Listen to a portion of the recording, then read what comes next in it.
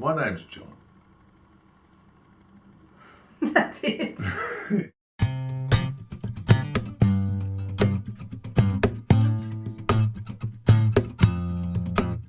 I was on a holiday and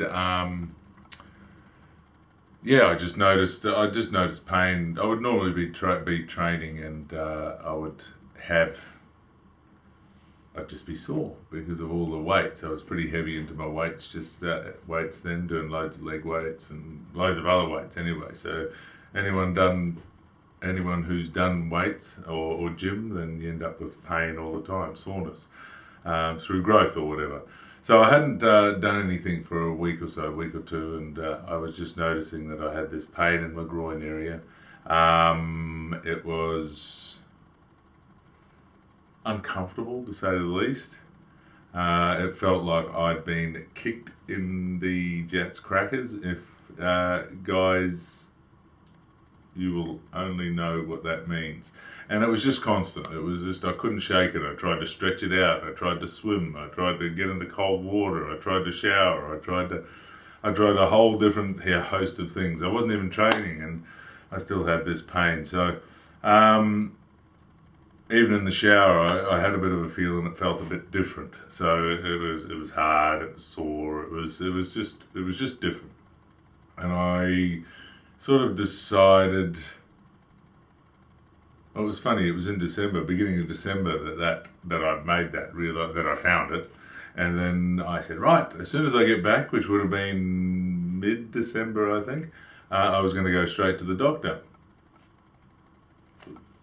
I didn't. And it wasn't until January, so I saw her at New Year's, and it wasn't until January that I saw a doctor, got an appointment, purely because it was so bloody sore that I couldn't put up with it anymore. And got to see the doctor, sat down, again, an amazing feeling when you've got another fella. Drop your dacks, have a seat. I've got to have a look at your, well, he said testicles. I was just sitting there thinking, oh, God, he's going to have to grab my balls. But anyway, he did, and he just thought it was this thing called epididymitis, which, if you don't know, it's just an inflammation of the tubes in the testes. So he said, just to be sure, he said, that's what I'm pretty sure it is. Just to be sure, let's go and get an ultrasound. And it was sort of, I think it was the middle of the day, 11th of January 2011, and I decided I had time, I was going to go down and just jump in and see if I can get an ultrasound done that day. And the ultrasound place I got to in St Kilda, I know it because of my work as a paramedic, and I picked some patients up from there, so I'm waiting in the waiting room there, and the guy who does the ultrasounds comes out and goes, "Hey John, how are you?" I said, "Oh, I'm good." And he goes, "What are you doing here?" And I showed him the slip, and he goes, "Here, come straight in." So I went in, and he told me that obviously you had to get rid of the shorts and put one of those nice backless numbers, those gowns on. And I lay down on the bed, and he said, "This is going to be cold," and it was cold. And he was looking at the monitor and sort of went a bit quiet. He was doing the good side, and then he said, "I'm going to do the other side now." So he does the other side, and I don't even know what I was thinking. I wasn't thinking much. I sort of just cruised along, I guess, like I normally do. And a couple of minutes later, he goes, "Hey John, do you want the results now, or do you want to wait for the doctor's letter?" And sort of, might as well find out now what's going on. So he turns the screen around, and it's a heap of blues and reds, and I don't know, I can't recall now because it was 2011, but I can't recall whether it was red and it should have been blue, or blue and it should have been red. At this stage it all sort of morphed into one. But it was one of those colours.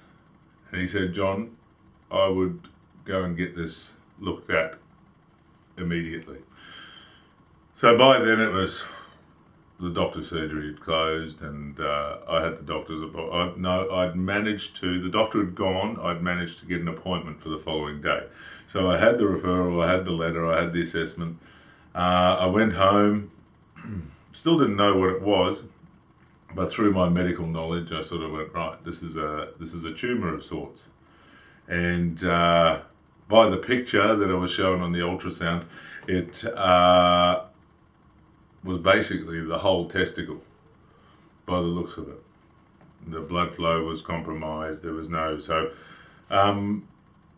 albeit in my knowledge, I sort of had that small thing in the back of my mind that this was going to be cancer. But we'll wait until we find out. And I ended up waking up the next day and making my way to the doctor's appointment. And it was pretty quick smart. He saw the result. He saw the letter, or he'd received a letter, I think maybe via email or something like that. He already sort of knew. But by the time I saw him, he goes, right, I've made an appointment with a specialist, with a urologist. And I'm like, wow, okay. So I basically saw the doctor, ultrasound, saw the doctor again, and I'm booked in for a specialist appointment the following day. So I get home, get myself all sorted. I've told my family, mum, dad, my sister, and they said just to keep them informed, let them know what's going on.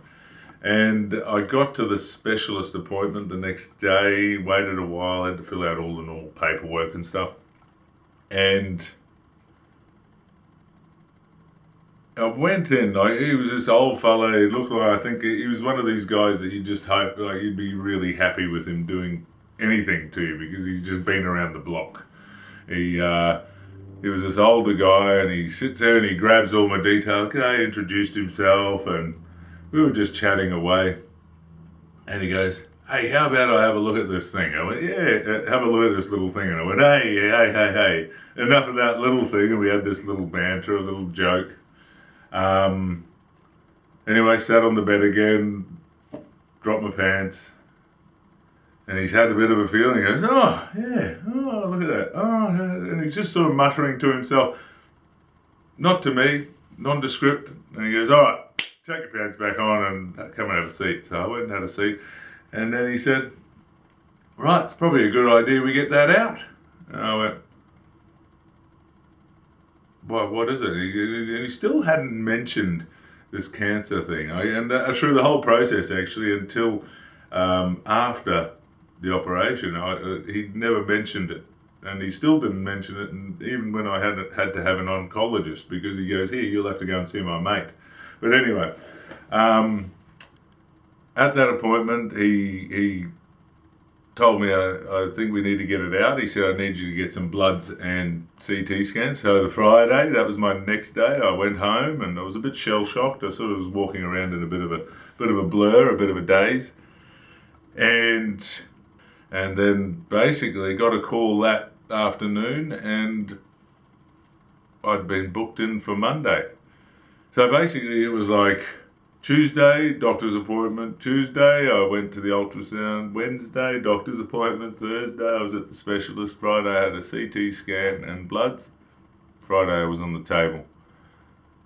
Mum made the trip down, and she's in the industry, she's in the health industry, so it was really good to have her support down here and come down. I'm sure she was a little worried about her little boy.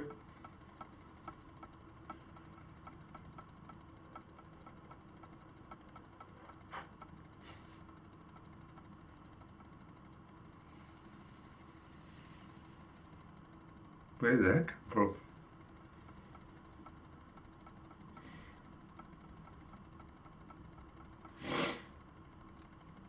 Anyway, I was still focused on being able to get to the gym,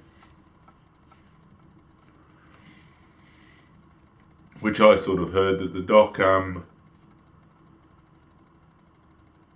said would be a couple of days, but bloody hell, I went to this surgery, and I'm actually really glad. I had a friend of mine who sent me a YouTube video of what actually happened. I'm very, very glad that I didn't look at that before the actual surgery, because me thinking I was going back to the gym in 2 weeks, in 2 days, was definitely not the case, because this was a very sore surgery. So I get and see the oncologist, and we had a good old chat about what was going to happen, and he looked at my bloods and scans and the op and the test results, and he took everything into account. And I guess one of my saving graces was, he goes, "Look, John, you're young." He goes, "You're fit, you're healthy, and I believe we've got it all with that surgery." And I think it was the end of 2016, when he gave me the boot, gave me the all clear, which was pretty cool. So I haven't had any issues at all since that surgery. I've got to say, I'm pretty grateful for the experience. You can, whatever you want to call it, whether it's a gift, whether it's not. It was a bit of a surprise for me, because I've always sort of wondered why that happened to me. Life's happening for us, not to us. And if I was to take that on board, I was sort of given the cancer by God or whoever, that I was given the cancer to wake me up, to open my eyes to an area of my life which I wasn't being very aware of. And this being my health, my nutrition, wasn't really looking after myself. And I guess it was at that point that I started making changes with my diet, with my training, with the way I was training, with what I was doing, with how I was treating my body, with how I was resting, how much work I was doing on me. And I guess it was then that sort of helped me make the changes. So I've got to say, even though the experience was quite harrowing, I was very lucky that it was very quick. Like, it was a week, basically. Well, I sort of realised in December, but then put it off. But it was a week from when I went to the doctor. So if there's any blokes out there, just don't muck around. If you feel something different, if you feel something, just go and get it looked at. I got to say that it was at that time that I guess I realised I had to make some few changes. So I've made a lot of changes since that time, though I'm very grateful that I haven't had any more instances. Obviously, I've had my own little self-inflicted injuries and stuff like that, but this was a real wake-up call. But for me, I do see it as a gift. And that can be hard sometimes, obviously. It can be really hard to see it that way. But I definitely wouldn't be who I am, where I am, with who I'm with, and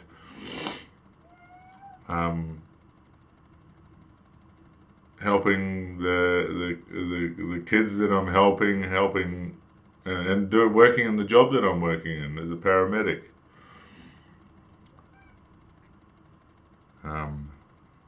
Big wake-up call, huge. And as you can see, it still gives you a little bit of a jolt when you chat about it.